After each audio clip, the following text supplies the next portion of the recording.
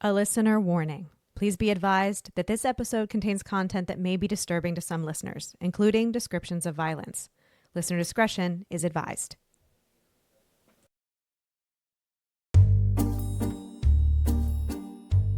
Life upon the wicked stage ain't ever what a girl supposes. I'm Jen. I'm Ashley. And I'm Olivia. And we are, in fact, three different people. This podcast focuses on true crime under the spotlight of arts and entertainment. So grab your beverage of choice and settle in. Places, ladies.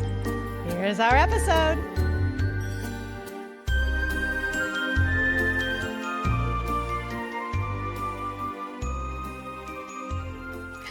Dang, I can hear Whose you. bright idea was this?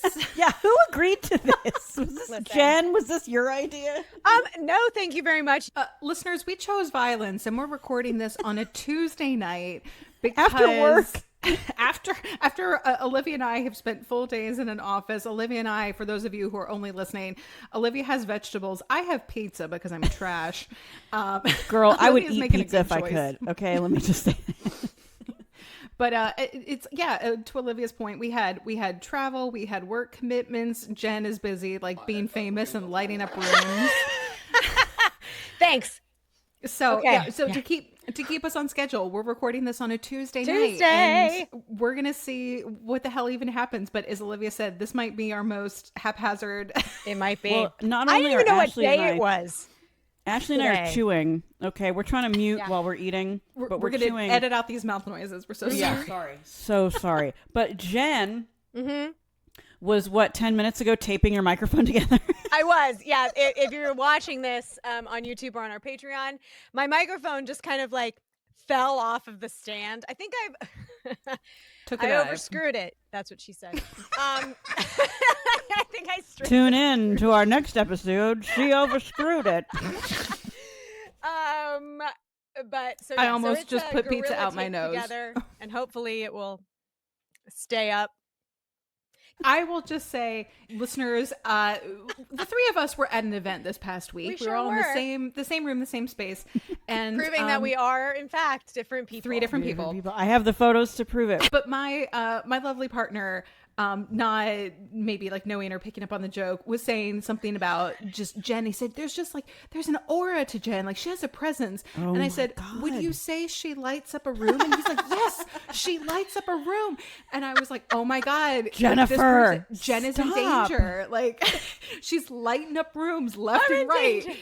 Girl. Not safe. So this I believe, Jen, today's episode figures in actresses Sure who were does. lighting up rooms and inadvertently got themselves into a little culty cult. Yeah, I Ashley and think- I, in fact, had a little conversation about it, and I was like, man, they would have gotten me. Jen, this is a cautionary tale Yeah. as to I where hope you've Jen learned could have something trod. I have. Doing That's what this this research. is. Yeah, it really is. Jen That's would what- have taken that's the what whole fork in thing the was, road.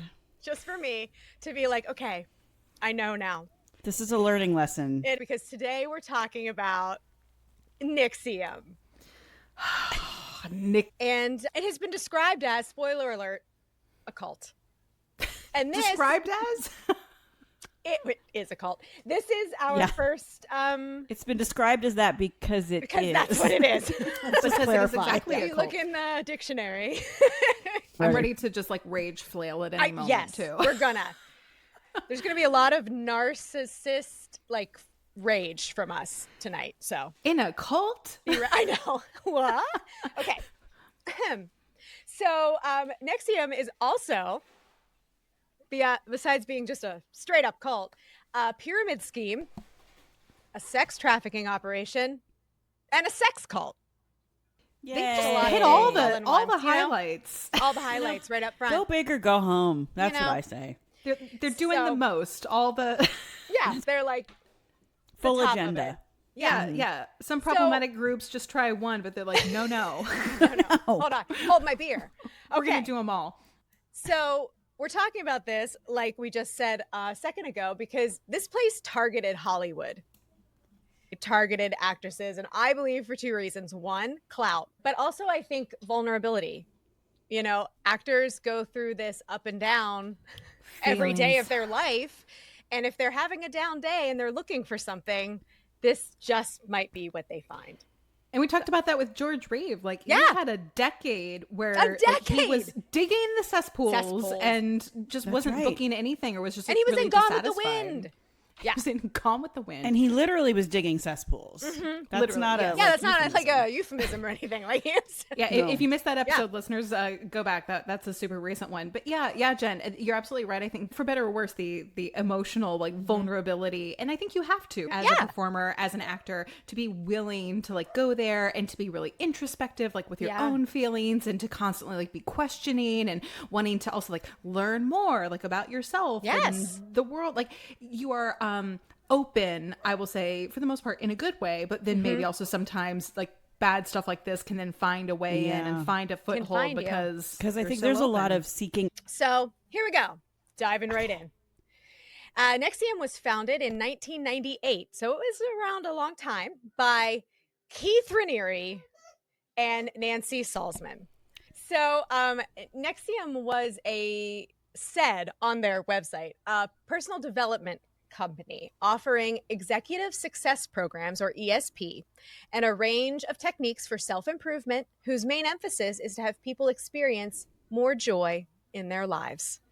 I mean, it sounds nice, Right. Why wouldn't you join that? you know? Because here's the kicker. People don't join cults. Nope. Right. That's right. Is executive success programs in itself from the jump, is it an MLM or is it a real company? It's an MLM. Okay. Right from the jump. Right and from I will the go jump. into the structure a little bit. Sweet.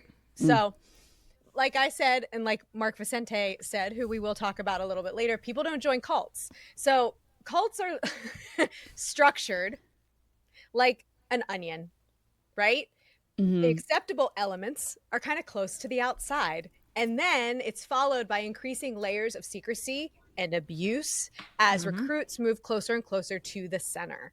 So in the case of NXIVM, the outer layers were these harmless, in quotes, self-improvement programs used to recruit members, and then members' friends, family, and colleagues. So ESP is their outer layer, basically. That's the one everybody starts with. You have to be invited to go to these programs. So you can't sign up yourself, which should be a red flag, but that's okay. That sounds, yeah. But you know what? That makes the vulnerable person feel special. And It chosen. does. It makes them feel special. So ESP, these first layer of the onion here, were classes that optimized human experience and behaviors. But even that program had rules and rituals in the very first class. There were like weird handshakes. People were called by titles. There were bows. But Keith said, you will be uncomfortable, and that's where growth happens. So that was like the whole point of ESP, that you need to be uncomfortable. From the very beginning, and we're going to get into it more, they were gaslighting you Yeah, that's to telling not you trust your own instinct. That's exactly what. Yep. Don't. Yeah. Oh, does that feel like a red flag? Well, that's because it's That's working. because, Like, well, that's because you have something inside of you that makes you feel like it's a red flag. So let's explore that. Yeah. That's what and the also stuff they to would do. to break down your I think too, your sense of being able to trust like what is true, and to disable that little, like, you know, the little alarm system in everybody's head that says like, you know, this is wrong, this is bad. But they're like, no, like, you know, pain, you know, it's like going to the gym, like pain means progress. Right. And it's like, no, this isn't that though. Like this, No. this isn't, this is like This you is actually not in that. danger. Like, You're in danger, girl, like for real. Molly. Yeah. So so that's how they roped people in. Yes. So these were basically billed as self-esteem workshops. And there were a range of That's options. a great way to target weak. Yeah. Not weak. actors, but just, artists, right? Yeah. Yeah. but also, it like we said before, anyone who is having, like, you already have that little twinge of doubt all on your own, which I think is normal for most people. If you're a performer or a salesperson or like whatever you do, like most people, unless you're like a sociopath, have that like, oh, I don't know, like, am I good enough? Or am I doing it right? Or, oh, I could always be better. Yeah. You know, whatever you're doing. So like, yeah, you have that like, oh, maybe there's something missing. Oh, look, I'll go to this training. Like, this seems like a good idea. And okay, yeah, they're going to break me down. It's going to be hard. I'm going to be uncomfortable, just like improv.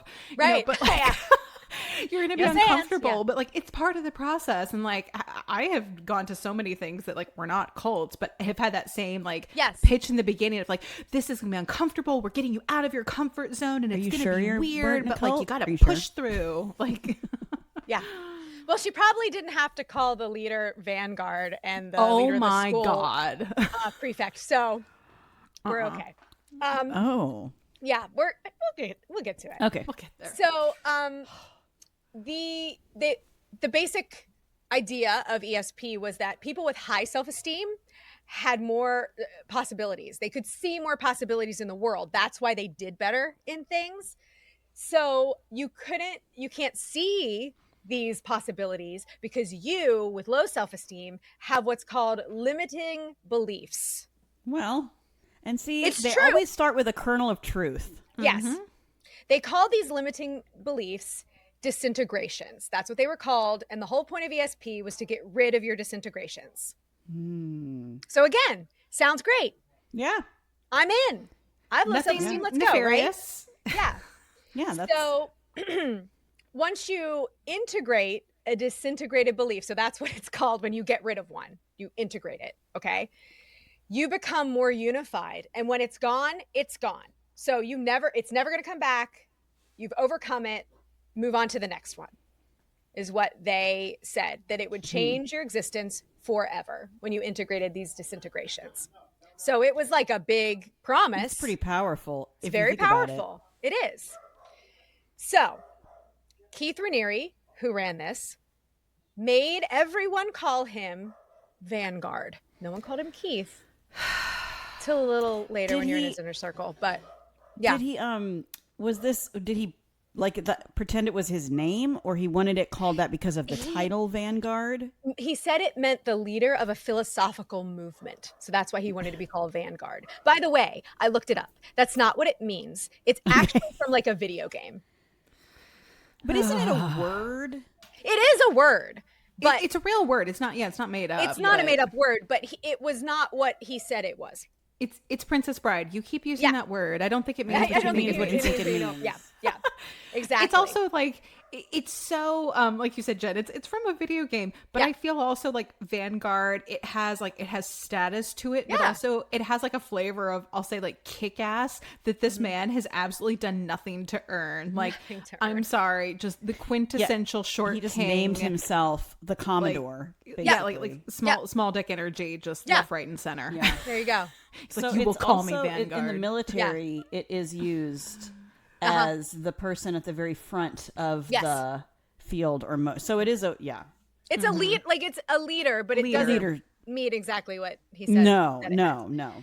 And then Nancy, who founded it with him in '98, was to be called prefect, and that means the head of the school because she was like the head of all the education.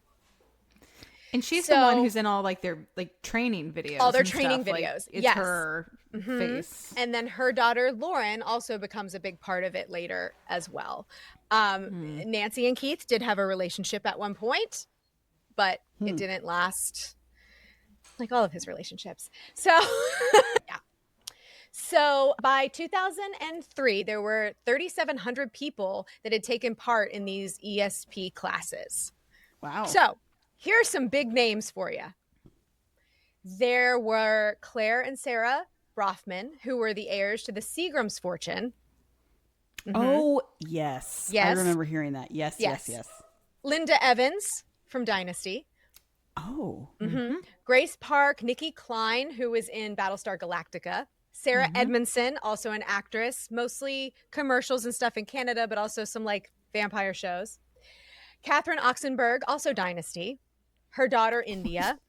What are the Dynasty ladies? Dynasty, Girls. man. Soap opera, Girls. man. Yeah. Girls, come here. If you were on Dynasty, Catherine Come on Oxenberg in. is also related to the British royal family. Yes, that's right. Thank you. Kristen Crook, I think that's how you say her last name. I should have looked it up. Who is from Smallville. She played Lana Lang in Smallville, Clark's first love. Bonnie Peace, who was in Obi-Wan Kenobi, also married to Mark Vicente at one point. Mark Vicente, her husband, who was he's a filmmaker, and he created What the Bleep Do We Know? oh my gosh. That's him. Okay. That's his film. What? Because to me, that film is very interesting and insightful. Like, why would you? They got him. He's a seeker. Oh, no. Yeah, they got him. And Allison Mack, also from Smallville, who played Clark's best friend Chloe. And we're going to talk about Allison a lot. Oh, yeah. Yeah. So just to get her right out of the way and to get her off of NXIVM, Kristen Kruk from Smallville was recruited in 2006. That's when Keith turned his sights on Hollywood. When she came in, he was like, haha. Because she was big. That was the time. Like, she was huge. Oh, yeah. She was. Hot show. And it was in Vancouver, the Vancouver Center, where this mostly took place, because Vancouver's kind of an extension of Hollywood. There was a center in Albany, and then Sarah Edmondson and Mark Vicente became partners and opened one in Vancouver. And that was really targeted at Hollywood because they were both also a part of Hollywood. Kristen left in 2013, so she was only in it for a few years. But an extended amount of time. Years, though. That's... Yes. Catherine Oxenberg also left in 2013, but her daughter India stayed. And if you watch The Vow, which is a documentary about this, India, like the first season is basically all about trying to get India out. Yeah. It's bad. So Sarah Edmondson, who was recruited by Mark on like a cruise because she was like, I'm tired of doing commercials and bit parts in TV shows. Again, right for the picking right here. Me. They could have gotten you, Jen. You're ready to take your career to the next level, and you're like, "What's holding me back? Yeah. I'm in search of an edge." Yes, and that's exactly what she was doing, and she found this and was like, "Okay, I'm in. This is so great." So Ashley, ESP not only great. do we have to protect her from being murdered because of lighting up a room, we have to protect her from joining a cult. You gotta protect me from a cult. You're turning into a full-time job. I God. know. Sorry, guys. Jen's in serious danger. This podcast is going to be like submitted as evidence. This is the only thing that's like grounding her to real life. Yeah, I gotta have my podcast. For a support network. Make sure Jen is still using critical thinking. Cautionary tales for you. They really are. Okay. Yeah.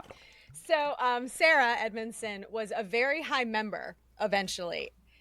In ESP, it was called a stripe path. So there were sashes or scarves that were implemented as a ranking system similar to colored belts in martial arts. These scarves also look insane. Can I just say, like, they're like shiny satin, and they're also like, they're too short. These are like little, you know, those towels you get now at like for a theme park, and like you soak it in water and you put it around your neck and it stays cool. Yeah. Imagine that, but made out of like the cheapest, ugliest satin material you've seen in your life, and it's basically that. Like, it's short, it's weird. Exactly. They're hideous. So these represented. It was a way for them to see the value that someone brings to the world. It was a ranking system, right? Like, oh, you're a green sash. Yes. So the lowest sash was white. White was students. Keith wore white because he considered himself a student of life. Of course he did. Yeah. What a flex. Yeah, you know. I'm so high up, I'm going to wear the white one. I'm going to wear the white one. So much exactly. to learn. I'm just one of you. We're going to get into him in just a second. So, I know. But this represented you moving up through the company. So the way you got stripes and sash and changing sash colors was you took curriculum, which cost like $4,000 a pop. It was so expensive. You would enroll people. The classes, it wasn't like you went to like a one time, like I went to a 2-hour workshop. It was like a commitment. It was a commitment. Like our class lasted like what, like weeks to months. It was and like then 2 you kept, weeks, I think, for your ESP, like your first class. But then to go like down this like path, like you had to keep signed up for like the next class because they were all different and they had all this like, well, if you want to keep progressing, now you have to do that. Like it wasn't like a one and done. This was like an investment of like you're saying, like money, but also time, just like years to do all these classes, you know what like many cults do? Times a week. Yeah. They take you away from other things, right? Yeah. So, they isolate you. Yes. So you have to take curriculum, then you enroll people, and most importantly, you have to get rid of your disintegrations, as we talked about earlier. So enter the MLM. Like I said, ESP is an MLM right there. This now, after you move up a little bit, this is when you can make some money. So you're just giving us money for the first little while. Now you can make it. Now you can bring in people. By bringing in people. Because they kept changing where you could make money at the different levels. So it was like you'd get there and they'd be like, oh, just give it a few months and you'll be making great money. Oh, just give it a few months because we changed it. So they just kept getting strung along to these classes and giving them more money, and they were just stuck. Olivia, for our listeners who might not be familiar with this term, what is an MLM? Yeah.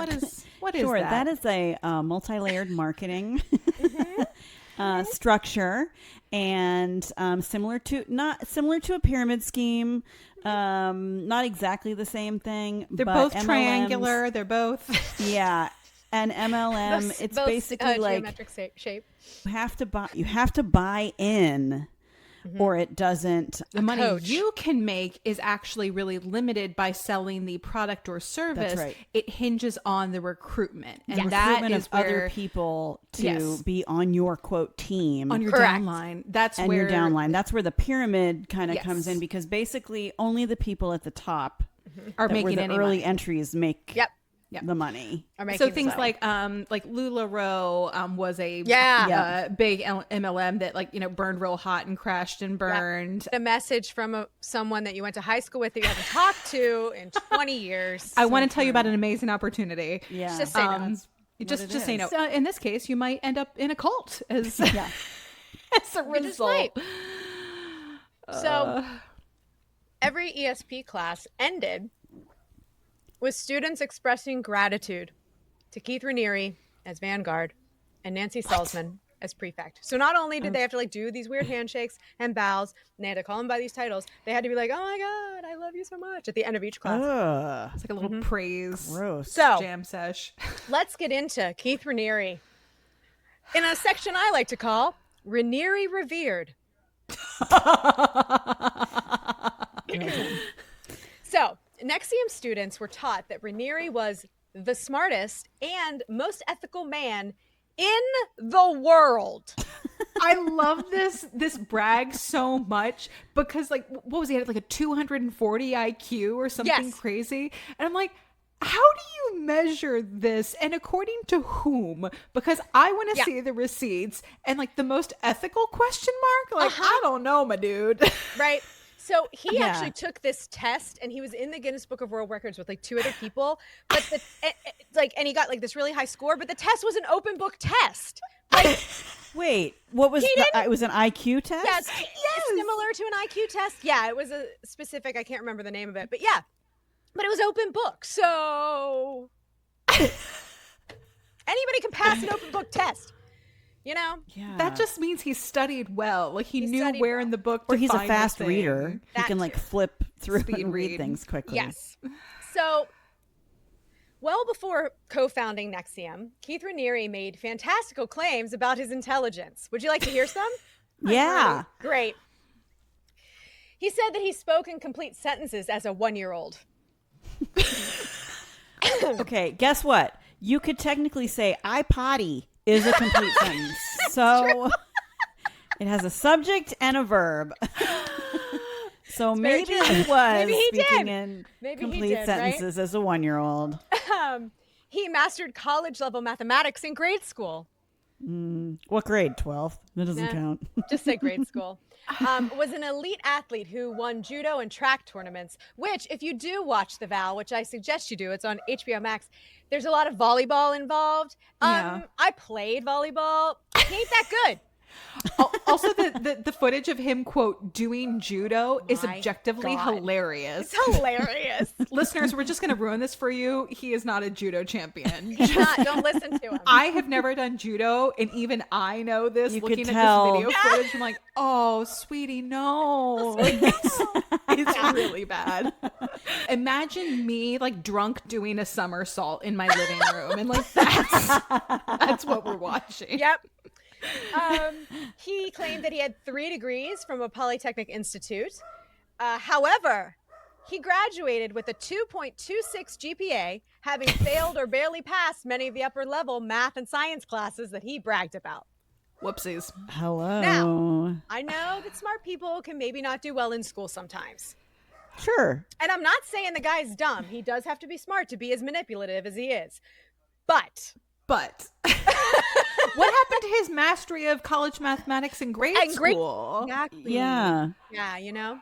I'm bad at the maths, and I still graduated with a 4.0 with Same, 2 Ashley. degrees from an accredited university. So what now, Keith Raniere? What now? Should I start a cult? I mean, Yes. I think we should. The cult of Does he have- Uzis. Is It's already begun. Yeah. does he have any kind of background in psychology? Because I feel like, how do these people know how to do this? Nancy Salzman has the psychology background. Correct. She was a nurse in that area. Yep. Also, Keith is just a fucking narcissist. So Classic. Just Classic 10 out of narcissist. 10. Like, if you do the Wikipedia, it's just his headshot. yeah, that's what it is. Yeah. There's no description. Him No, and his just- dumb little haircut. Go ahead. Every August, NXIVM members would gather in Silver Bay, New York, because he was based in Albany, to Okay. celebrate Raniere's birthday. It was an annual birthday gathering known as Vanguard Week, which began Oh, God. as a single day and eventually expanded to 11 days. Now listen, I love 11 birthday days. month. Yeah. I love birthday month. My but- sister's a big fan of celebrating for the month, but I love it, she doesn't but like I- command people to call her by a Correct. different name. You don't have to come.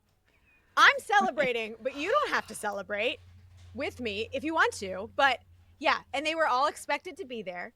And the event included course. tribute ceremonies to Raniere by NXIVM members. Tribute, like, Yeah, like- explain what this means. Like, you're fantastic. I love you. Like, they get up and talk about him or sing a song or whatever. Like, the whole week was literally Just praising this man. adoration for Yeah. Keith. Yeah. Brutal. According to former high-ranking members of NXIVM, Raniere's word was final, and he was treated almost saint-like. But as I just said, he was just a fucking narcissistic liar. I mean, allegedly, but no, for real. Well, Looking at his he's a photos, convicted felon. I think He's a we can convicted all- felon, so it's Yeah. fine. Spoiler alert. We got him. Spoilers.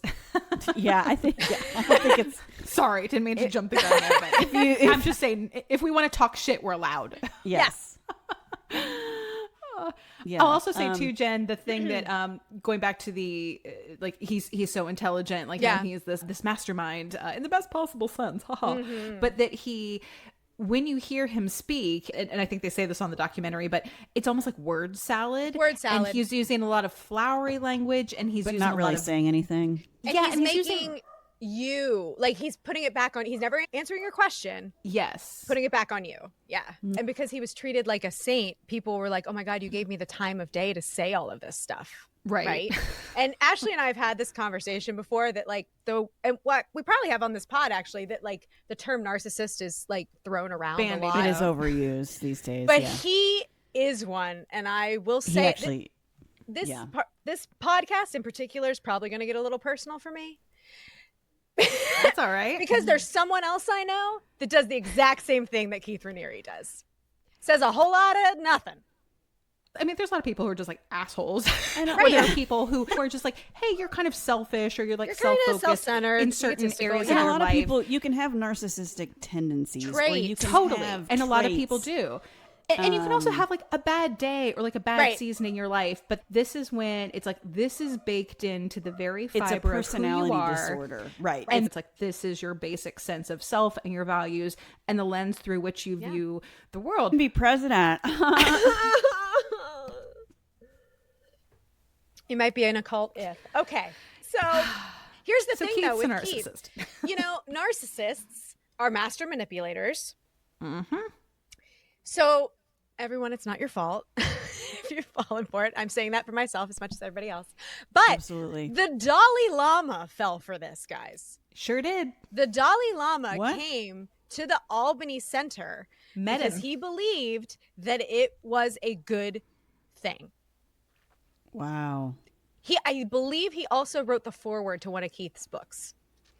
Did it start out as a good thing? And then, or was it always negative from the beginning? The information in front of me, but I read about it. Keith had another company like before this, another like MLM pyramid scheme, blah blah Even blah, earlier. that he got like in trouble for. Like he got convicted of something for that too. He's not a good guy. I think, Olivia, it's fair to say that Keith Raniere specifically always had selfish, ulterior motives for Nefarious. his This wasn't quote, like the power went to his businesses. head. Yeah. This was... And at the same time, Jen made a point about how many thousands of people went through these classes. And I think there were people, and they talk about this on the documentary, there were people who went to one or a few. Yeah. And just were very surface level, just kind of like dipped a toe in the water and had, I'll say, like a positive experience and never really got more invested than that. Yeah. And were not necessarily like sucked into the depths of like the cult and everything we're going to talk about on this podcast. Yeah. So like people could have gotten something good out of it, but it was never meant to be. And which, by the way, there are other programs inside of NXIVM. So ESP was the gateway, and then there were a bunch of other companies under it, like 60 companies under ESP. They loved a sub-brand. Yeah, it's just like all these little branches, right? So there was something called Jeunesse, and Jeunesse was a society that was aimed at women. Basically, they all have dumb names. They all have super dumb names. This was literally like misogyny masked as feminism. Keith would come in and tell these women that like it was their fault because they wanted to be saved deep down, and they wanted to be weak, and it's their fault. Everything's their fault. It's horrible. It is like the most insidious form of victim blaming. Yeah. To be like, well, you presented yourself this way and you behaved this way, so you made me like treat you like this because of how you presented yourself. Narcissist. Yeah. Then there was SOP, which was the Society of Protectors. This one's even more disgusting. It was aimed primarily at men. Keith would literally sit in the front of the class and just talk about sex and how men want to fuck everything. You have a bad day? Fuck it out. You have a good day? Fuck it out. That's it. That's what he talked about. And it was called Protectors? Yeah, Society of Protectors. Protectors? Because they need to protect the women. Because obviously the women are weak and helpless. Right. But they do it to themselves. God. Right. Right, because that's what they really But they want. can't help it because they're just too stupid, frankly. Yeah. Like, Yeah. Girls are just dumb. Yeah.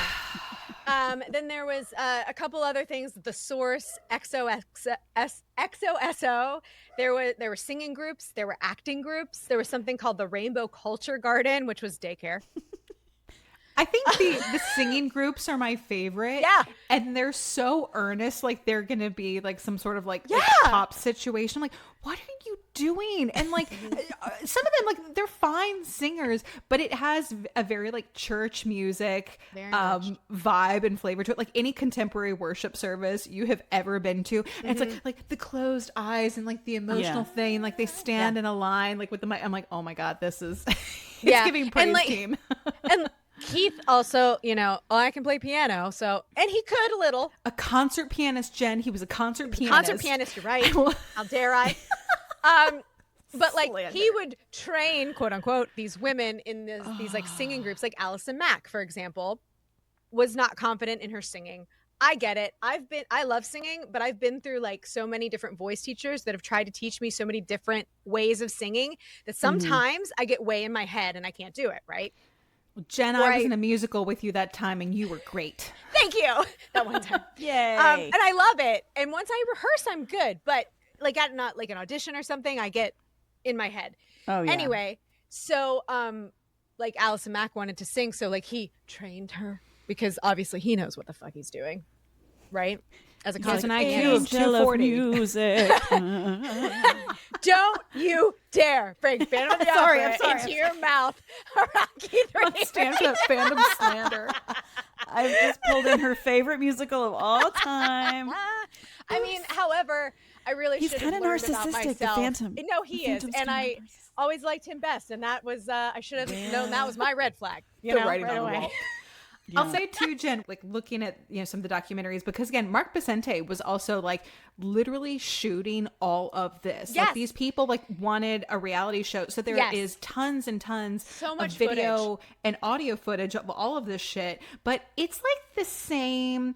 I'm going to say like 30 people ultimately, like at its core, are in all of these groups. I was like, I don't think these people were working because they're just consumed with all these different activities within this group. That was a great segue. Yeah. So I have a typical schedule of someone that is in one of these groups. So this was what Sarah was saying, that this was her day, Sarah Edmondson. And she was high up. She was making money in the MLM because she was one of the first ones. But this is like Keith's inner circle that he called it. Up at 5 a.m., take a run. I'm out already. 5 a.m. running? Nope. Nope. Yeah. Nope. You'd never get me. Then a yoga class right after. I mean, you got to do both. Then you would get feedback from Keith, whatever the fuck that means.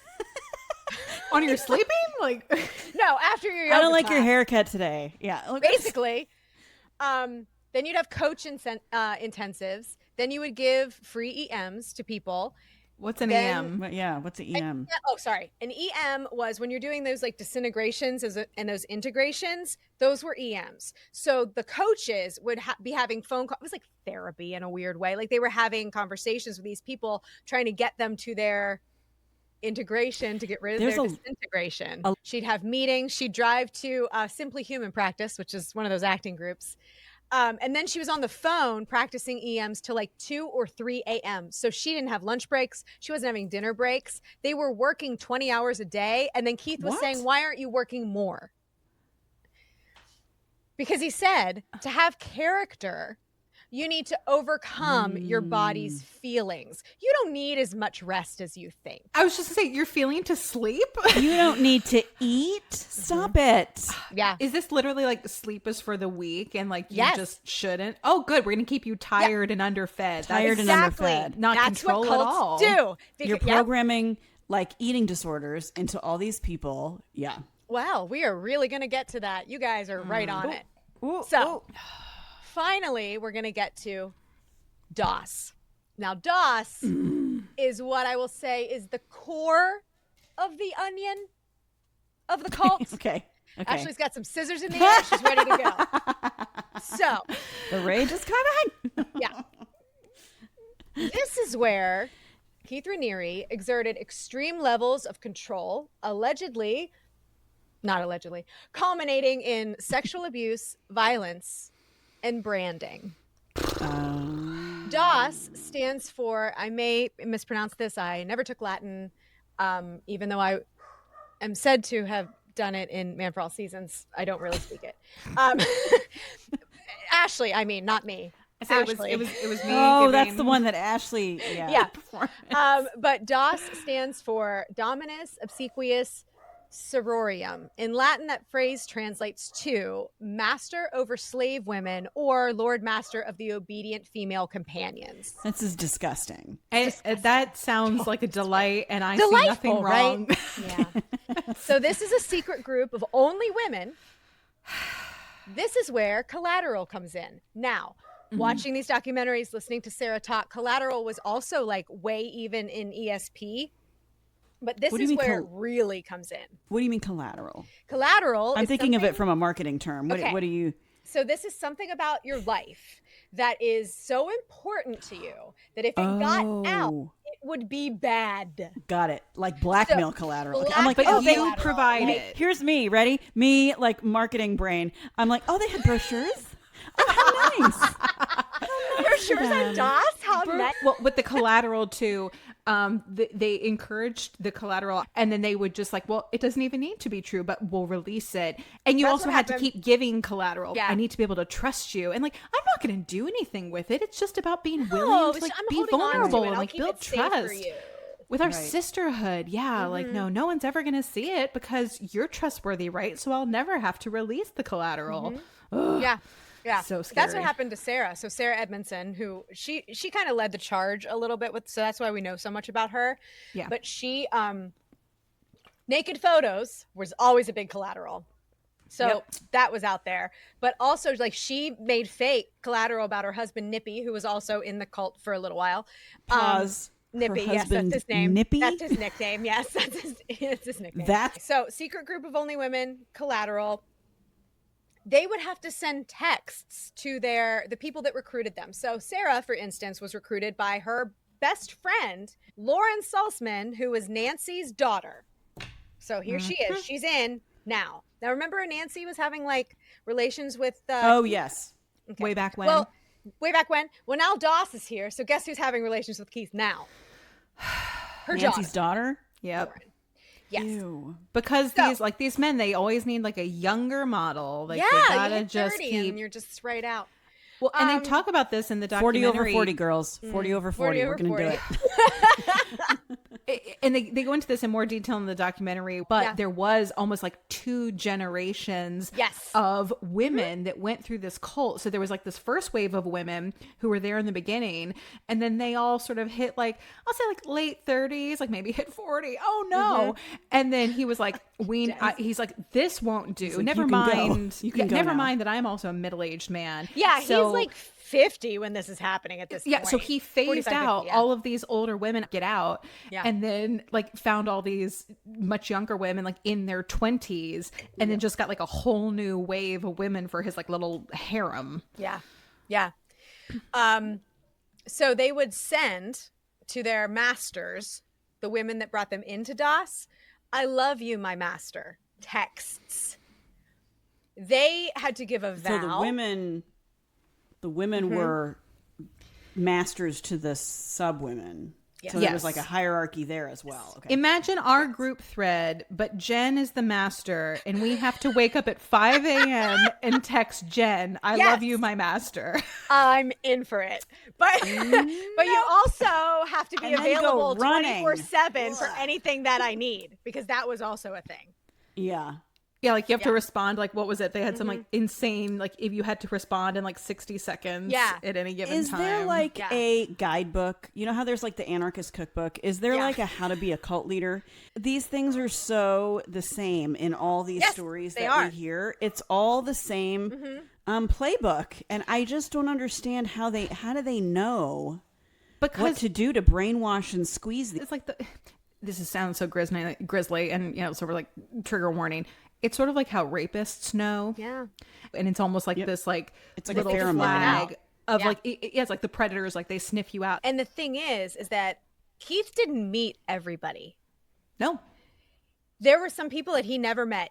He had people in his inner circle watching and helping him recruit people. They would go to volleyball on like Tuesday nights or whatever, and they got to meet Why Keith. volleyball? And it was like, That's so I don't know, weird. because remember, he is like a judo champion and an elite athlete. So But he's is got it like because because the girls' boobs are bouncing more? I'm just trying to Probably. figure out Who why. knows? I don't know. They liked volleyball, which, sorry, volleyball, because I love you as well. But I was just curious. That's Why how is that the people- cult activity? It's also like an indoor volleyball court. an It's basically a basketball court where they're playing volleyball. It's weird. Yeah. But that's where the people that like where the inner circle would go, and not everybody got to go. So if you got invited to volleyball, it was like a Big deal. huge deal. And basically, if you got invited to volleyball, you're done. You're in. That's how Allison Mack, Keith Raniere at volleyball, like a week after he knew she was ripe for the picking. Yep. Yeah, I feel like I know Allison Mack ends up becoming a villain at some point, but she at one point was a victim too. She's both. I think. And I think it's certainly Is it in like a this little case Stockholm maybe syndrome kind of? I think in this story, the only person who is squarely, I think there are people who are both victims and abusers, but the only person who is not a victim at all is Keith Raniere. Yeah. Yeah. Yes. I think a lot of the people that do his bidding don't quite understand what's going on. And they're so enamored by him, whatever, brainwashed. Been brainwashed. Brainwashed is the word. Yeah. They don't quite know he's a saint to them. So he's their guru. They do what he says. We want to think that we as humans, we want to think our minds are stronger than they are. Yes. Yep. That's so flawed. Like people that And even things like look at kidnapping scenarios, usually women who are kidnapped and like held in some guy's basement, and it's like, well, the door wasn't locked, you could have left it any time, like why didn't you leave? And you do not realize how quickly and easily people break in a situation like that. So once you have something like this, you are asking them, it's like if you admit the truth to yourself that you have spent the last 5, 7, 10 years of your life now in this thing that's a cult, to confront the horror of the reality. I think for a lot of people, it's just too hard. It's too much. And it's easier to push forward and be like, no, he is the smartest and like most empathetic man and everyone else is wrong. And like, I have to believe it. It's too painful. Well, it's even, I mean, again, we're going to get personal. It's even, it's more so than that, because, you know, there are times when I look back at my life and I'm like, wow, how did that happen to me? Because it was calculated. Because from the very beginning, your agency is being taken away, because you're being taught not to trust yourself, so that when you start to question things, you don't trust your gut. You don't trust your brain, because you don't know how to anymore. So it isn't a choice. And until you have that moment where you say, or you see it, because once you see it, you can't unsee it. But until you see it, you're lost. You're so lost. You don't know who you are. You you're just swimming, and you don't know what, you're just trying to survive. You're trying to survive, honestly, because you're so mixed up in your brain that you don't know which way is up.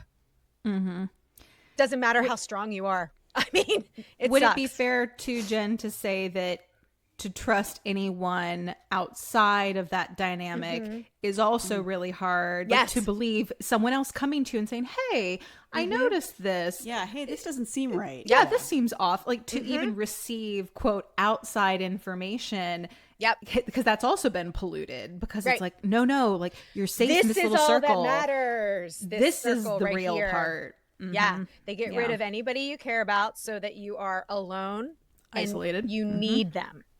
Yeah. And it's terrifying, but it's true. And oftentimes it's not, you don't even realize what you're doing. Well, and it's all wrapped up in this bow of love or empowerment in this case. Very persuasive. Very persuasive. The breadcrumbing. In this bow of and again, and it starts out so not like that. Yeah. Right? It starts out great. So that when it gets to that point, you're just, I swear to God, your brain is just like, you really don't know what is going on. I don't think my brain stopped for years, because I was like, what's happening? You're just like, your cortisol's up. You cannot relax. You're always walking on eggshells. You're always on edge. You're being blamed for everything, and you don't know why. And you probably you lose the ability to trust yourself. Because by design. They show you how to trust yourself. And whether it's this again, whether, you know, the abuser has got you one-on-one, as in the case with, like, you know, a relationship dynamic like what you're describing, Jen, or it's institutional, the technique is the same. It is. And it's that sense of like, you can't trust yourself. At the end of the day, it's like it's carrot and stick, and nothing you ever do will actually be good enough. Yep. Yeah. And here's the thing with taking it back to NXIVM, is that it's not just institutionalized, because most of the people on the inner circle were also having a relationship with Keith all at the same time. It was all. There was a lot of sex happening with Keith and these women. Did they know? Different people were being given different information. So there were stories. There were some people who were like, yeah, I'm in this like polyamorous situation and I'm good with that. And there were other people who literally thought they were the only one.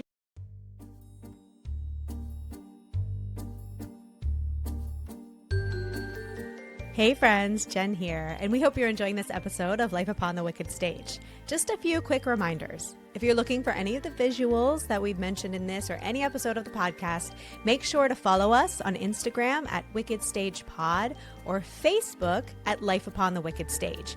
If you want more, please join our Patreon by searching the Wicked Stage Podcast.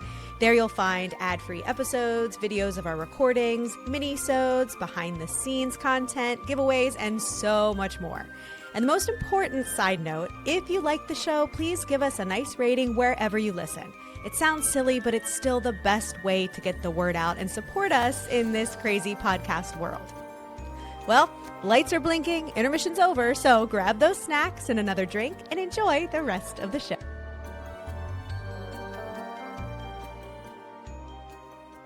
We're at the core of this onion now in DOS. The worst of the worst. Right. So they are giving these I love you master texts like every morning. They have to be 24/7 ready for whatever they need. They give a vow. They're on a strict diet of how much and what they can eat. India Oxenberg, during the trial, confessed that she was on a 500 calorie a day diet. Oh my God. These women were like, This is like India Oxenberg is like literally she's like 5'10" starving. too. Like yes, starving she's very themselves. tall. Yeah, starving.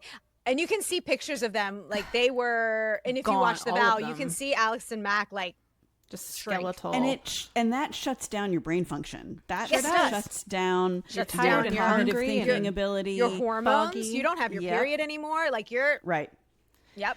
Well, Right. so and the person, just to clarify, Jen, the person they were having to ask for, like, can I have a Yes. cup of grapes? Was their immediate like DOS female master. like master? It wasn't even Yes. Keith. Yeah, they had to ask like, can I? But have this I'm was at hungry. Keith's bequest. Ultimately, Correct. Keith is like, I want them thin. Yeah, I that was want them his skinny type. and tired. Yeah. They've been like, what do you mean you're ovulating? Get out of here! Like, There's so many reasons that this never would have. The 5 a.m., the running, the not eating. There's so many reasons this never would have. Olivia, I never would this have is been why a victim you're of not in this. danger. This is why we don't worry about you. You're over here like eating a vegetable out of a bag and just like living your life. Not me though. I'm in danger. It's happened to me Genuine once. danger. They know their radar's up. So they also were deprived of sleep, which is a big thing with cults. That's a what you big can mental- eat and sleep deprivation. So now they have brain fog from the fact that they're not eating and the fact that they're not sleeping. And then they were trying to recruit other women to do this. So they're always recruiting more women. So Raniere instructed one sexual partner, because there were many, to seek out a virgin because he needed a pure vessel for reasons energy related and DNA wise. Yeah. I don't understand. I'm He so wanted to- confused. He wanted to fuck a virgin. No, I That knew was it. that. But I mean, I don't understand what woman, where did the women that were the quote masters that were like doing his bidding, taking advantage of these other women? Like, how did that happen? How They did were they so- get them in that place where Because they were? he just asked. Because they were They're so the beat most- down and most starving and deeply sleep under deprived. control.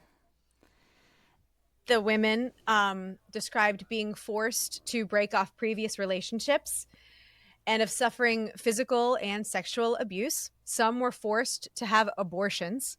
I would say all were forced to have abortions because At some he didn't want point. kids. There are kids from like that first generation that Ashley was talking about, but we don't have time to get into it. But in DOS, they were like, he was like, go. But most was of them also didn't have hard- their period anyway, so. It would also be That's hard true. to keep your sexy time with all these people a secret if, like, quote unquote, single women kept like popping up pregnant and there's like all these babies running around. Like, it kind of kills Yeah. the vibe. He would also promise these women, like Lauren Oh, Saltzman. yeah. He would promise her a baby. He was like, Yes. I'm going to give you a baby. And love you're one of my you. chosen people. He promised her a baby for a decade. Spoiler Decade. alert, he never gave her a baby. And then there were the brandings. Yeah, this is the worst. So, Ugh. shortly after Sarah Edmondson was branded in 2017, she left the group, and she sort of led the charge of a lot of people leaving the group at this point. She was taken blindfolded and taken to Allison Mack's house upstairs. She was told to strip naked by her master and her best friend, Lauren. So she said, okay. Another woman. Blindfolded Yeah. still. Then she was held down by Allison Mack and 3 other women and branded on the lower abdomen with a cauterizing pen. So, So it even wasn't just like a brand. cow Just a brand. boop. Yeah. No, They drew They- this on her. drew it on Carved. her. And it's like 2 inches by 2 inches. And it was by NXIVM affiliated doctor Danielle Roberts. So there was a doctor there doing this. You can go 'Cause they into wanted the to make drive. it look nice. They want to make it look nice. You can go into the drive if you would like to look at it. I saw it. You Yeah. saw it. So Horrifying. If you look at it in two different ways, there is an AM and there is a KR in that brand. Allison Mack, Keith Raniere. But the women didn't know this at the time. No. When they were being branded. That was a reveal that happened to them later. And they were like disgusted. Somebody was like, wait a minute. Yeah. And I think, Jen, weren't they initially told, they weren't even told it was a brand. They were told they were getting matching tattoos because of their sisterhood. Yep. And then when they got there, because it was also like, they branded multiple people in the same session. Yes. And it was when you got there, you're already naked. You're already naked. Like, oh, did we mention? It's actually this. So it's like, wait, what? Like, a tattoo would be a lot. But like, wait a minute. Now we're going to brand you with a cauterizing pen. Yeah. For bonding, you know. Yeah. Sisterhood. So after she left, Sarah provided additional context for the use of collateral, that whole concept, saying that it was used in innocuous forms from the earliest, outermost stages of NXIVM, so ESP, in order to acclimate victims. For example, collateralizing small amounts of money that one might forfeit if one didn't go to the gym one day. I didn't go to the gym today. Okay, give me $20. I'd be broke. Yeah, we made her not go to Pilates tonight. So I didn't go to Pilates tonight for this. And I'm not paying you. I'm not paying you guys. So the New York Times later reported that hundreds of members of NXIVM left after Sarah Edmondson went public about her experience. So there was a big New York Times article and people were like, oh, shit. Bad. So the first people, again, if you watch The Vow, the first people to leave were Bonnie, Peace, and she left before Mark Vicente did, her husband. And she was like, Mark, I think you really need to look at this. And he was like, oh, I don't know. Like, Keith seems fine. He's like, I like the sex talks and the protective I like sessions. this guy. Like, and he was making the videos and she left. She was like, okay, they're still married though. So it's a happy ending for them, which is amazing, honestly. Now we're in 2017 and there are former members who have sought an investigation into the group. So by 2017, several former members had asked the New York State authorities to investigate NXIVM. The complaints focused on the secretive subgroup within the organization known as DOS, or The Vow. The members were branded, and some were assigned to have sex with Mr. Raniere. So not just choosing to have sex with him, assigned to have sex with him. Yeah. But the branding and the control and it seems like, Jen, this was really one of the big element of their downfall. Yes, because spoiler alert, cults aren't illegal. No, they're not. But sex trafficking is. Yep. So yeah. I was wondering, what have they done that's illegal at this point? Okay. We're getting there right now. Are you ready? I'm ready. So after Sarah Edmondson went to the New York Times in late 2017, the authorities began a criminal investigation, and Keith Raniere moved to a villa in Mexico. He was like, oh no, bye-bye. He's in Mexico. Got to go. So what did she tell them that got them willing to do an investigation? That people were being forced to have sex with Keith Raniere. Okay. There's also some underage stuff that goes on as well. Oh, okay. And I will tell you about all the counts that went against him. It was a lot. Okay. They had been investigating NXIVM and watching them since like 2003, but they just hadn't done anything illegal. Yeah. Mm-hmm. Yeah, because being a cult's not illegal. So they've been watching it. It was kind of like, haha, we got him finally, you know. Were other people willing to talk to the feds or whoever it was? Yeah. Mm-hmm. In the long run, Lauren actually talked to them, and so did India. So yes, a lot of people did. Okay. So here we go. The arrest of Keith Raniere. Woohoo! Okay. In March 2018, Raniere was arrested and indicted on charges related to DOS, including sex trafficking conspiracy, and conspiracy to commit forced labor. So those were the things that were illegal that he has been charged with. He was arrested in Mexico because he fled the country. The indictment alleged that at least one woman was coerced into sex with Raniere, who forced DOS members to undergo the branding ritual alleged by Edmondson and others. United States Attorney Richard Donahue stated that Raniere created a secret society of women whom he had sex with and branded with his initials, coercing them with the threat of releasing their highly personal information and taking their assets. Okay, yeah, that's pretty illegal. On April 20th, 2018, Allison Mack was arrested and indicted on similar charges to Raniere's. According to prosecutors, after she recruited women into NXIVM first and then DOS, Mack was allegedly paid by Raniere to coerce them into engaging in sexual activity with Raniere. She was further alleged to be DOS's second in command after Raniere. So AMKR, Right. the brand. Right. So on April 24th, 2018, Mack was released on a $5 million bond pending trial and held under house arrest with her parents in California. What did her parents think? On May 4th, 2018, Raniere pleaded not guilty. Sure he did. Sure, Jan. Yep. Speaking of Nancy Salzman's house was raided shortly after Raniere's arrest because she's got all the paperwork. Oh, She's running the business. She's running the business. Okay. In April 2018, the New York Post reported that NXIVM had moved to Brooklyn, New York, and was being led now by Claire Bronfman, the heir to the Seagram's fortune. So it's still happening, even though Keith Raniere's been arrested. And the Bronfmans were basically bankrolling. They were bankrolling a lot of. Bronfman was arrested on July 24th, 2018, and charged with racketeering. She was released to house arrest after signing a $100 million bail bond. Because, I mean, she can go there. Seagram's, man. She can go anywhere. Billionaires. They Isn't can afford $100 million bond. Isn't the bond usually 10%?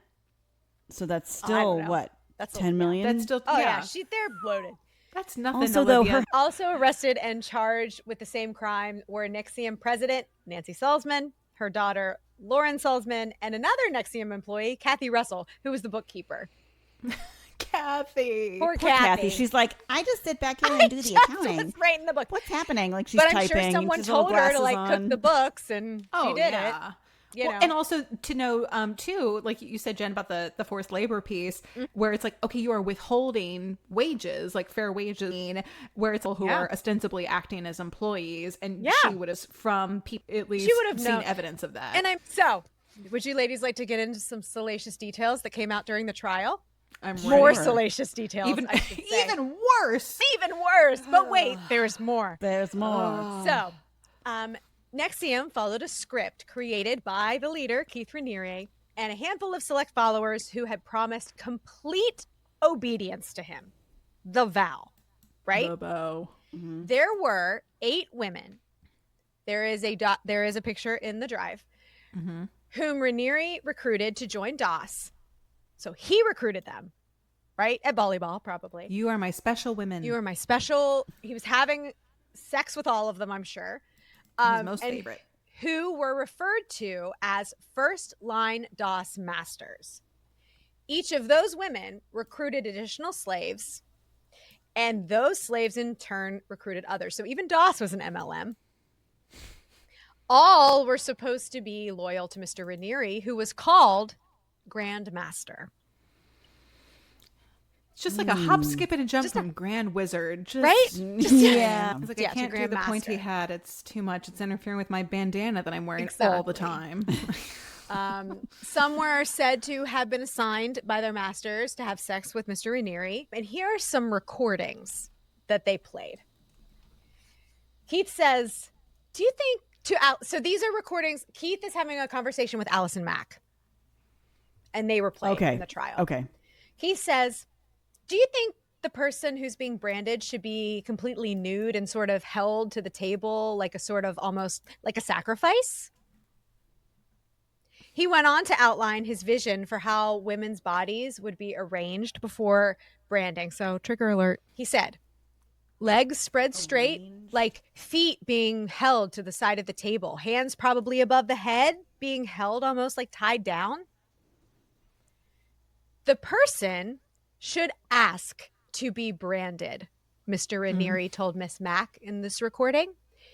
She should say, please brand me. It would be an honor, or something like that. An honor I want to wear for the rest of my life. Wow. Allison Mack responded by twice saying, okay. A witness in the case, Lauren Salzman, testified that she was asked to say those very words before being branded in 2017.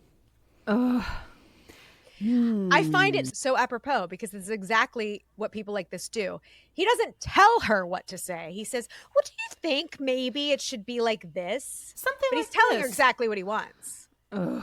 Yeah. Well, Right? and also it's so insidious because it goes back to the like the brainwashing, the control of like you are making someone ask to be mutilated essentially, and then it's like, well, you chose it, But you wanted you it. wanted it. You asked. goes back to that you whole, asked you to want be it. this. So why are you upset now? I don't understand. And that's like, the whole reason why like cults aren't illegal, because people are always like, but they say they wanted to be there. They could have left at any time. They didn't chain you down and keep you against your will. They so- held them down, but they didn't chain Yeah. them. But they asked. But they asked to be branded. They just had to hold you down because it hurts, cauterizing. Lauren Salzman does. Go ahead. Oh, sorry. No, it's fine. Like what do we get into the psychology of Allison Mack at all? Because I'm Not really interested really. or what was her background? What made her susceptible to this, and what Well, made her she turn was a into child monster actor, so too? she was been an actress since she was a kid. Right. I think that says it all. Hmm. You don't get to have a childhood. You're being She might have been bought sexually and abused. sold. Yeah. Yeah, from the time you're 5. It's, I mean, again, I'm susceptible because I get it. I'm not saying I would join. This is a lesson for me, as we know. But like, I get it. I get her just being like, she was on this TV show. She was on Smallville. She then left Smallville, probably couldn't get any more work, and was like, well, what do I do now? I need something. And it came along at the right time. This is also, I'm throwing this out there, Olivia, because I remembered a nugget of this and I wanted to look it up to make sure I was correct.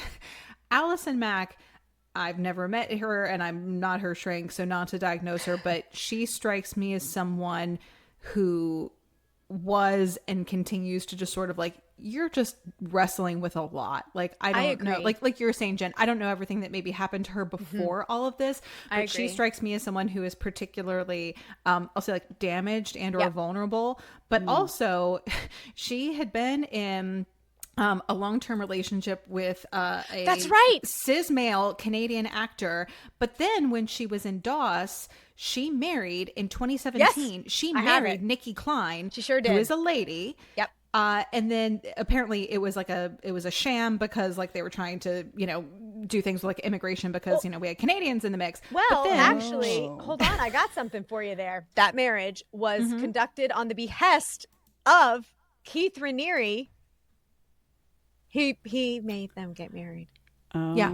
So she then divorced Nikki Klein. And now since getting out of prison, now she has married a man. A man. Again. His name's Frank. They met at a dog park.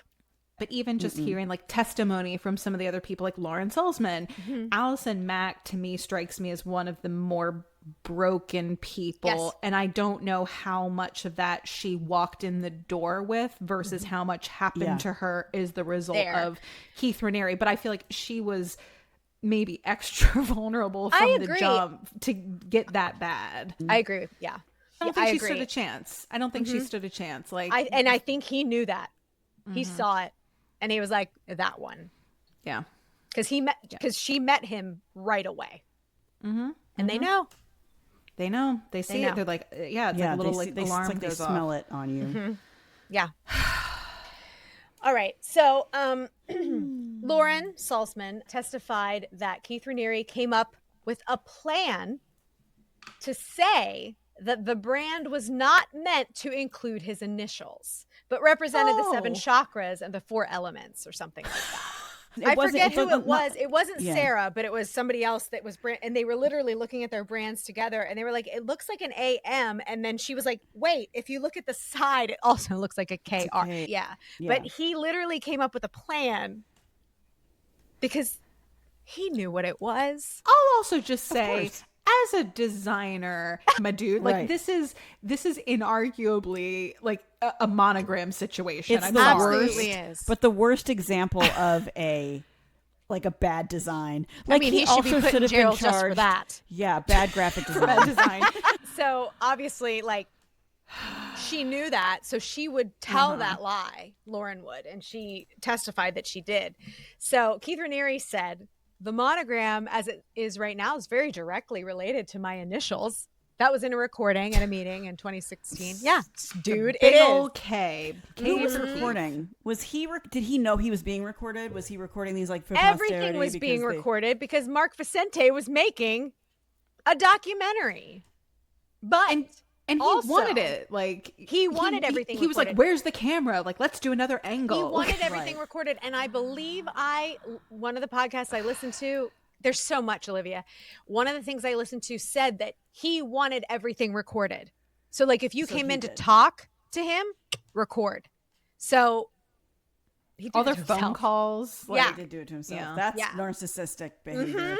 But like, he probably thought because he was going to become he's a above god. It. Like, he people did. are going to. So he added that videotaping the brandings would provide additional collateral, and that the women should therefore be placed in a more vulnerable position. Allison Mack said that the pain of the brandings could be seen as a symbol of the slaves' love for their masters. And Mr. What slaves Raniere love their agreed. masters? That's the other thing. Like, what the is women. this? I think that I think that is where you were asking earlier, if like he always wanted to do this or it was a power thing. I think that's where the power comes in. That the women were finally having this taste of, I don't know, power. I mean, for lack of a better word, but all of it had been taken away by Keith. And now they're getting a little bit back. Power over somebody else. So they're going to do it because it's the only thing they have control over. That's interesting. Yeah. It's like low-level Nazis. Correct. You know? Keith said, after she said this about the brandings, that it was a symbol of love, right? He said, it's the love of the saints. It's the love of the purest beings that walk the earth. Because that's what he thought of himself. That fucking narcissist. Ew. I know. The most empathetic man in the world. Mm-hmm. So, here we go. According to himself. According to himself. Just ask me. Yeah, I'll tell you. I'm great. Just ask me. So we have guilty pleas and convictions. Here we go. March 13th, 2019, Nancy Salzman, co-founder, pleaded guilty to a charge of racketeering and criminal conspiracy. That same day, the court unsealed a second and final superseding indictment against Raniere and his co-defendants, adding the charge that Raniere produced and kept child sexual abuse material of a girl who was 15 at the time. She's in the documentary. Yeah. Where are her parents? Are they in the cult too? Her sister's in the cult. Her parents, Olivia, just shorthand, her parents suck. Yeah. In March 2019, Lauren Salzman pleaded guilty to racketeering and racketeering conspiracy. She later testified against Raniere and received leniency. April 8th, 2019, Allison Mack pleaded guilty to racketeering and racketeering conspiracy. April 19th, 2019, Rothman pleaded guilty to charges of harboring an illegal immigrant and identity fraud. That's the Seagrams thing. Yeah, Seagrams. The federal trial of Keith Raniere began on May 7th, 2019. On June 19th, 2019, the jury convicted him on all accounts. Yes. Yay. Would you like to know the accounts? Sometimes justice wins. I want to hear the counts and how many years the motherfucker got. Okay, here we go. Here are all the counts against Keith Raniere. Racketeering conspiracy, racketeering for the predicate racketeering acts, all marked by jury foreperson as proven. Then there were acts under the racketeering. So Act 1, conspiracy to commit identity theft, conspiracy to unlawfully possess an identification document. Act 2, sexual exploitation of a child. And that was Act 2 and 3, sorry, because there were 2 of them. Act 4, possession of child pornography. Act 5, conspiracy to commit identity theft and identity theft, 2 separate victims. Act 6, conspiracy to alter records for use in an official proceeding. Act 7, conspiracy to commit identity theft.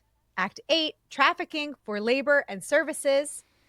Act 9, extortion. Act 10, sex trafficking and forced labor. Act 11, conspiracy to commit identity theft.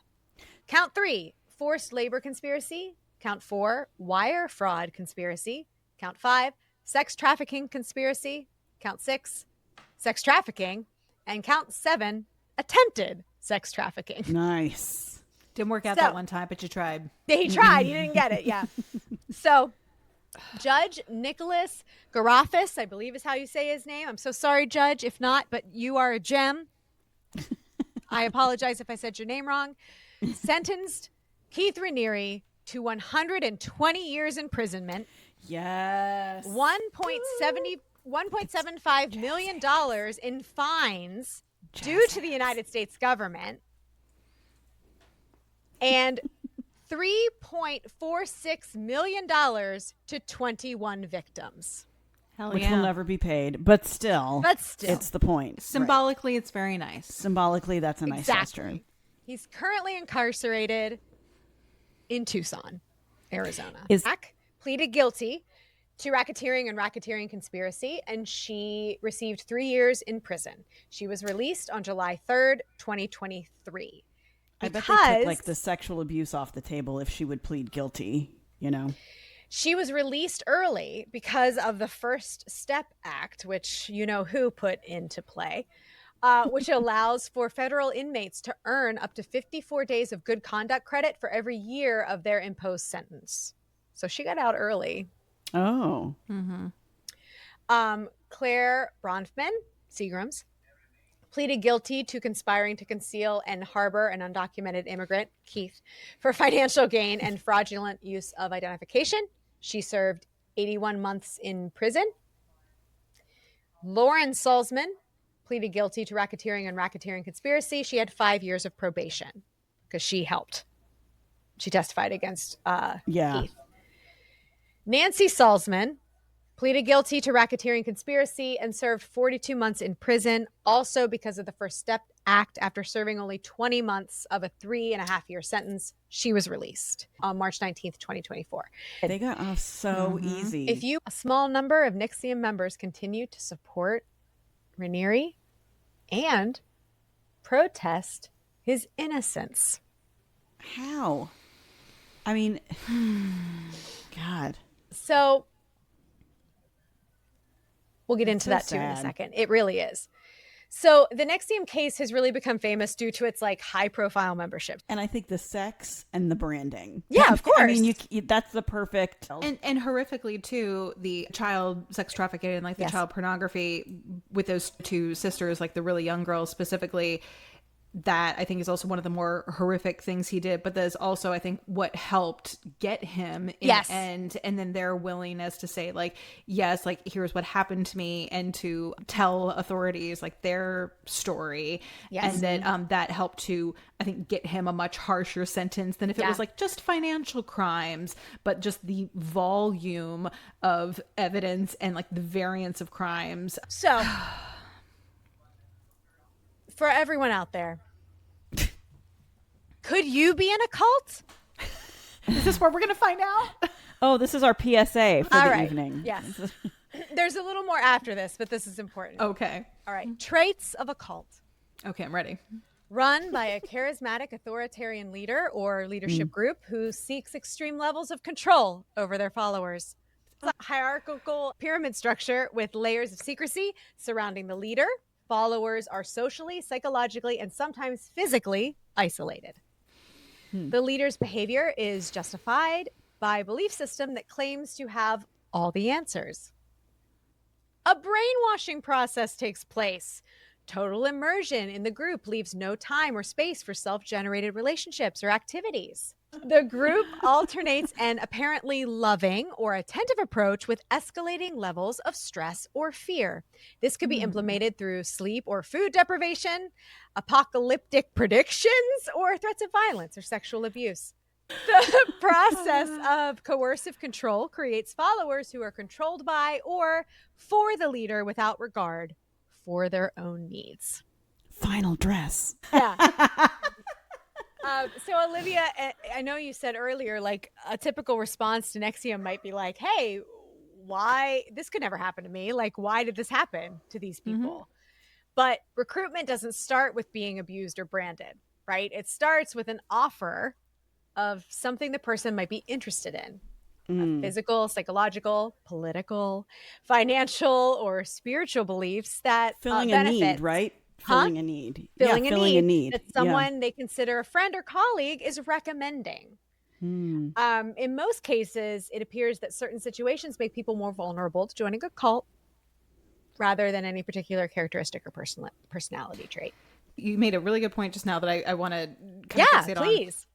on. About there are points in anyone's life. Yes. I'll say events that happen to you, but that there are also, I think, like world events that like we experience as a society. Like there's a lot of things that can trigger this, but those are times where, you know, like you might be a really strong, capable person otherwise, but you find yourself through no fault of your own in this season of vulnerability, and with like, I'll say like the right or rather the wrong timing, something like this can just slip in so easily. And like, I think you're right.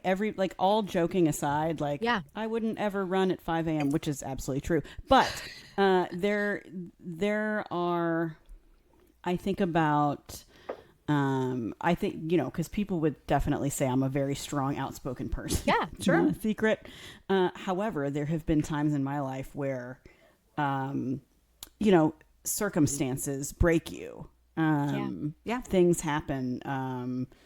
Loss or trauma or whatever. And if the wrong person's around, they can talk you into some really stupid shit. All in the name I've of definitely like love and empathy. Been there, done that. Yeah. Yeah. And like, I have the thing you're looking for, and I am going to fill that void, that hole in your life, whatever, and give you a sense of belonging and purpose. Like on its face, it sounds very nice. But like something like NXIVM, I think this is why Keith Raniere obviously went after Hollywood for clout. And at the same time, I think it was sort of this perfect storm to go after people who are in a subset already, who are in that sort of place of like already wanting to belong in that type of environment. It's like, oh, look, like so much of the work is already done for me. Like you're not even just an average citizen. Who's more beat down than an actor that gets told no every fucking day? Than a 22-year-old actress who is like already in crisis and probably is already like halfway down the road to an eating disorder. Like, guys, we're really lucky that I only got into an emotionally abusive relationship and not NXIVM. Honestly. I don't know if I would say honestly. No, but on the other side, I'm a much better person. At least you didn't brand yourself, okay? Jen was in the wrong place at the right time. Yep. No cults for Jen. So where's NXIVM? So although the organization sustained severe damage, thanks to the revelations about its abuses and such, it's not entirely down for the count. The actual status of NXIVM is a little bit complicated. So their official website no longer exists, and an archived version from before it was taken down reads, "It is with deep sadness that we inform you we are suspending all NXIVM ESP enrollment, curriculum, and events until further notice.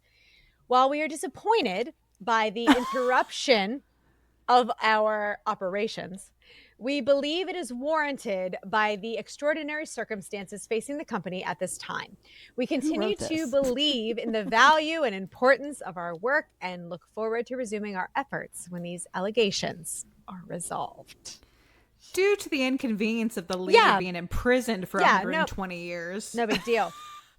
So just because NXIVM has ceased to exist in its official form, though, doesn't mean that it's gone.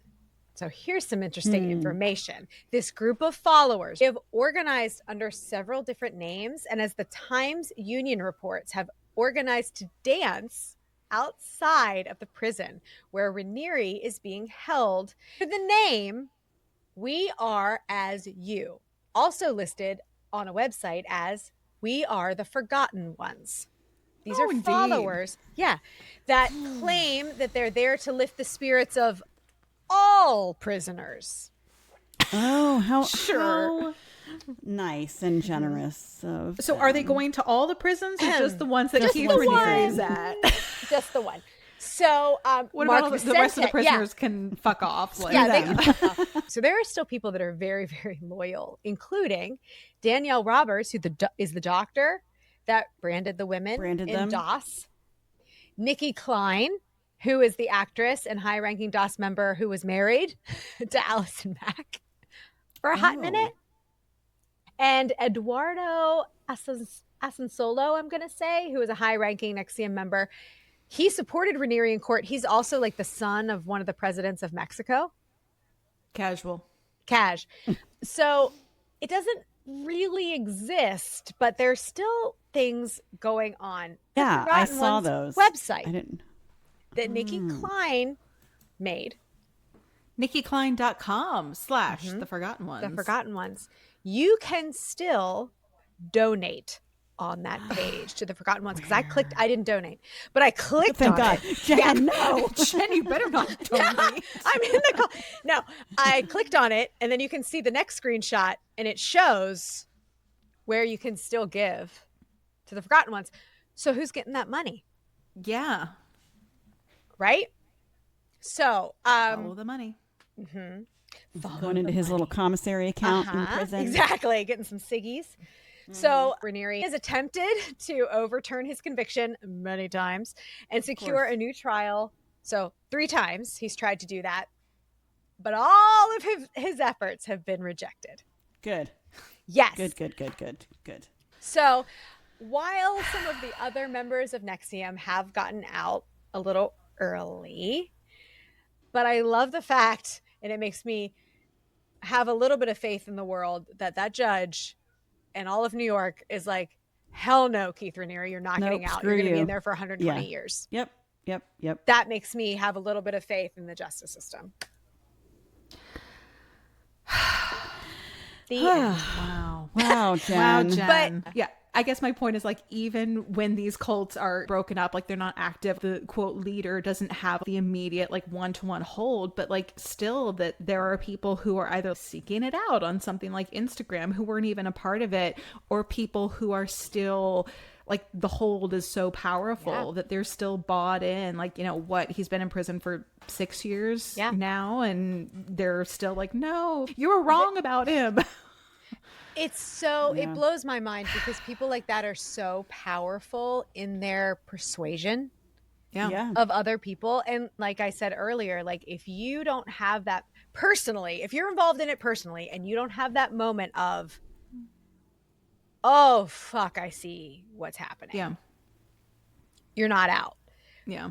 But there are people on the outside that don't see all the inner workings. They only see the stuff that the manipulator wants them to see. Oh, sure. Yeah.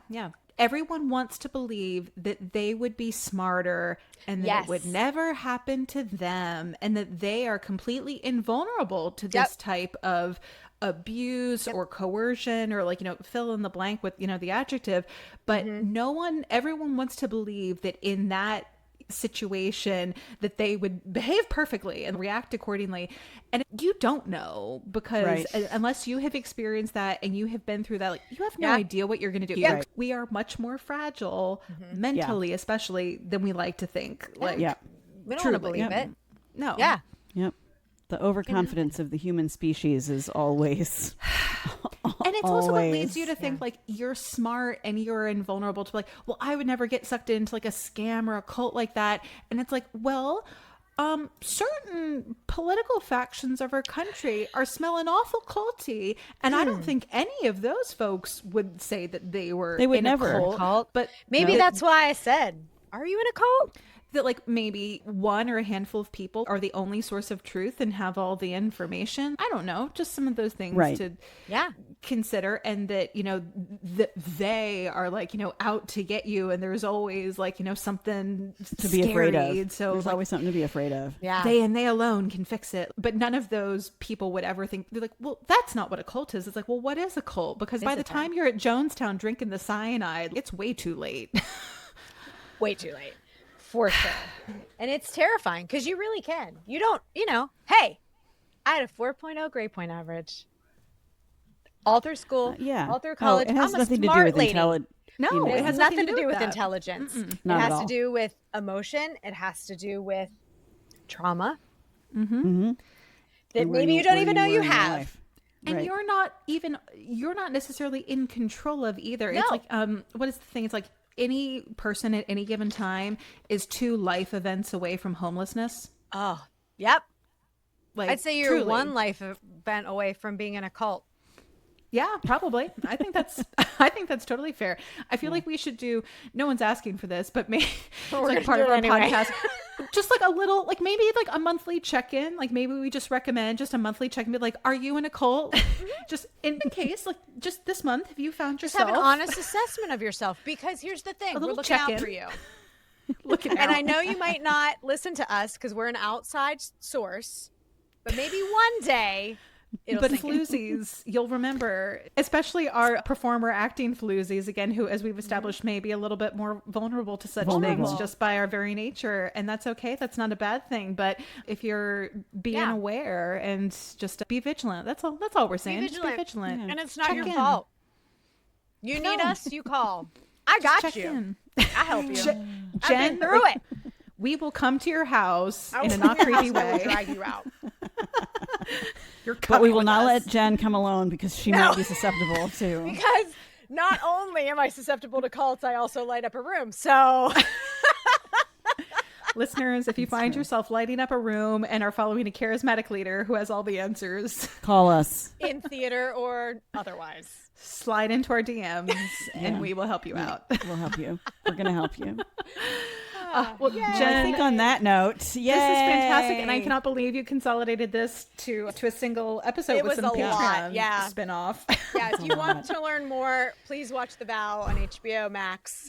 Very well and there done, are a couple Doc. others too. It is fascinating, and Yeah. there's a lot more to unpack. It was just, I tried to keep it to consolidate. Just the facts, ma'am. just the facts, Facts, ma'am. ma'am. And scene. Thanks for listening to this week's episode of the Wicked Stage Pod. Follow us on Instagram and check out our Patreon for more exclusive content. These deliciously wicked episodes drop every other Friday, so make sure you subscribe or follow and don't get left waiting in the wings.